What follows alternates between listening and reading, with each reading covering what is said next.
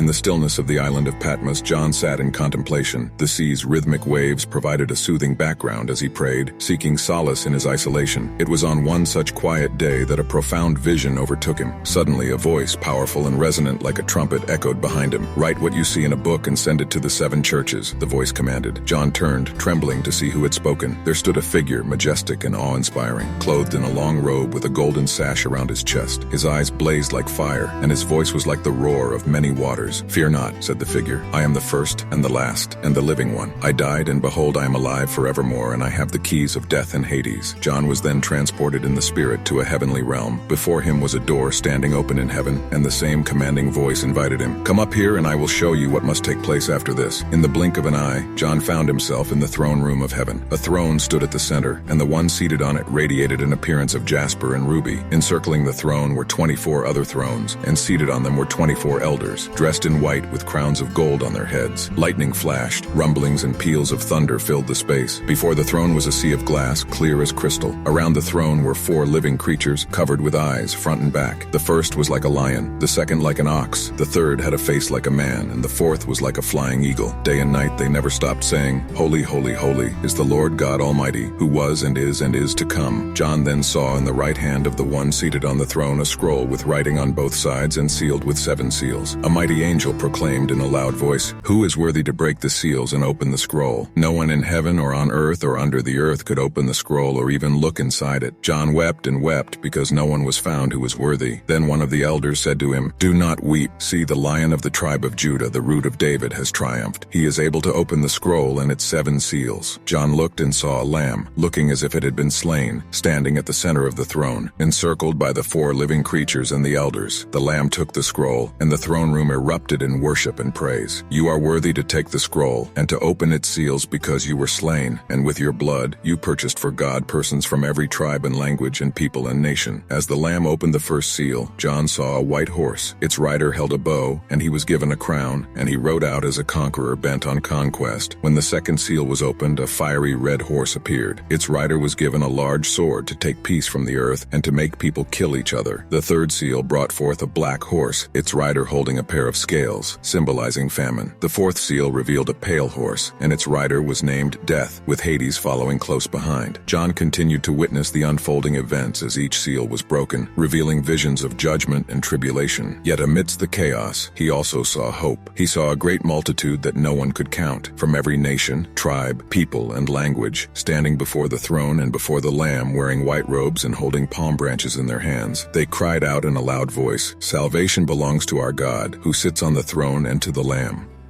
Finally, John saw a new heaven and a new earth, for the first heaven and the first earth had passed away. The holy city, the New Jerusalem, came down out of heaven from God, prepared as a bride, beautifully dressed for her husband. A loud voice from the throne proclaimed, "Look, God's dwelling place is now among the people, and he will dwell with them. They will be his people, and God himself will be with them and be their God. He will wipe every tear from their eyes. There will be no more death or mourning or crying or pain, for the old order of things has passed away." John's vision concluded with the assurance that these words were trustworthy and true. He was to bear witness to all he had seen, a testimony to the faithfulness of God's promise and the hope of a new beginning for all creation.